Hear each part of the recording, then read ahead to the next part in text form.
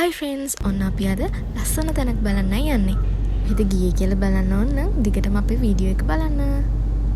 හෝ මේ ඉන්නේ අපේ පවුලේ ගායකයා. එයා හිතන් ඉන්නේ කසන් කල්ලාහරට වගේ එයාට සින්දු කියන්න පුළුවන් කියලා.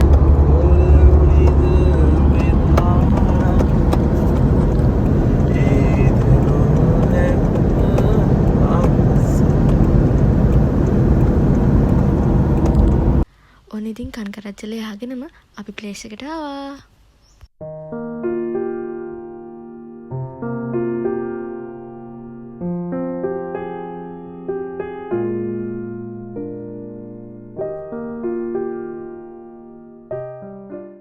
කොහමද ප්ලේස් එක? හරිම ලස්සනයි නේද? මට නම් හරිම නිදහස් කාම්වාක් දැනෙනවා. ඒක නිසා තමයි මම මේ වීඩියෝස් ටික ඔයාලටත් බලන්න ගෙනාවේ.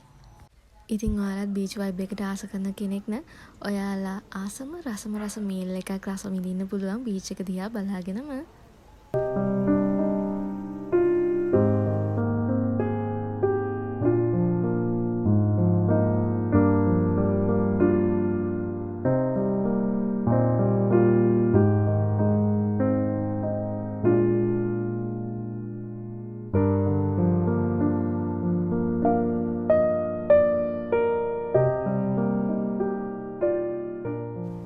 කටගැස්මට කියලා අපි කන්න ගත්ත පිට්සා එකකුයි නූඩල්ස් එකකුයි.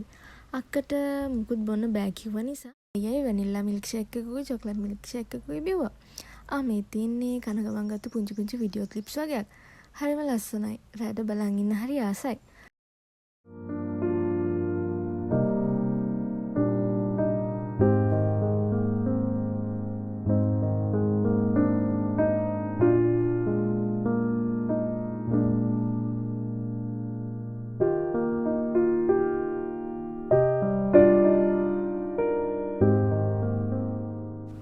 දැන් නම් අපි යන්නයි හදන්නේ. ටිකක් රෑ වුණා. මේ තියන්නේ රෑ වුණාට පස්සේ වීව් එක හරිම ලස්සනයි. ඒ වගේම හරිම නිදහස්. ඉතින් ඔයාලට පුළුවන් ඔයා ආදරය කරන කෙනත් එක්ක එහෙම නැත්නම් ඔයාගේ පවුල අයත් එක්ක එහෙම නැත්නම් ඔයාගේ යාළුවෝ එක්ක උනත් මෙතනට ගිහිල්ලා නිදහසේ කතා කර ඉන්න ගමන් බීච් එකේ පොඩ්ඩක් විනෝද වෙන්න උනත් පුළුවන්. ලොකේෂන් එක ගැන කිව්වොත් මාතර. හැමෝම දන්නවා ඇති ඩච්මන් ස්ට්‍රීට් කිව්වම. හැබැයි දන්නේ නැති කෙනෙක් නම් ඔයාලා Google search කරොත් ඩච්මන් ස්ට්‍රීට් කියලා මේ ප්ලේස් එක හොයාගන්න බැරි කමකුත් නෑ.